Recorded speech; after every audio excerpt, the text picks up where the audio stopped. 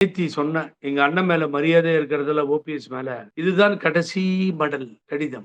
கடிதத்த வேற எடுத்து பிரஸ்ஸுக்கு வேற குடுத்துட்டாரு. அவரு வந்து பார்க்காம போனா இன்னும் மரியாதை போகுமே. பக்கத்துல இருக்கவங்களுக்கெல்லாம் ரொம்ப மரியாதை இல்லாம நம்மள பார்க்குறாங்களே. பிஜேபி விட்டு வெளியில வரமாட்டேன்றோமே. நம்ம அரசியல் ஆலோசகர் அண்ணன் பண்ருட்டியார் சொல்றாரு கேட்க மாட்டேன்றோமே. எவனோ ஒரு அயோக்கியம் பேச்ச கேட்டு வீணா போய்கிட்டு இருக்கோமே. ஆகவே இப்படி போறோமே. இப்ப இன்னமும் கடிதம் எழுதி நம்மள பார்க்காம போயிட்டா அசிங்கமா போயிடுமே. இதையும் மீறி கொஞ்ச நாள் கழிச்சு தேசிய ஜனநாயக கூட்டணியில் ஓபிஎஸ்க்கு சம்பந்தம் இல்லைன்னு அறிக்கை விட்டாங்கன்னா எங்க போய் நிக்க முடியும்? அனாதையாண்டமோ இதையெல்லாம் அவர் தாங்க யோசனை பண்ணணும்.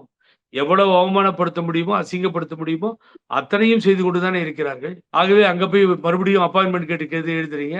2ல ஒரு முடிவுக்கு வாங்க. பேசிக்கிட்டு இருக்கேன் நான். நான் என்ன சொல்றேன்? அப்ப நீங்க வந்து எல்லாத்தையும் விட்டுட்டு எப்படியாவது மோடிகிட்ட போகணும்னா உங்களுடைய எதிரி சொல்றாரு. தேசிய ஜனநாயக கூட்டணியில நீங்க இல்ல இருக்காங்களான்னு கேட்கிறாரு. ரொம்ப கேவலமா இல்ல?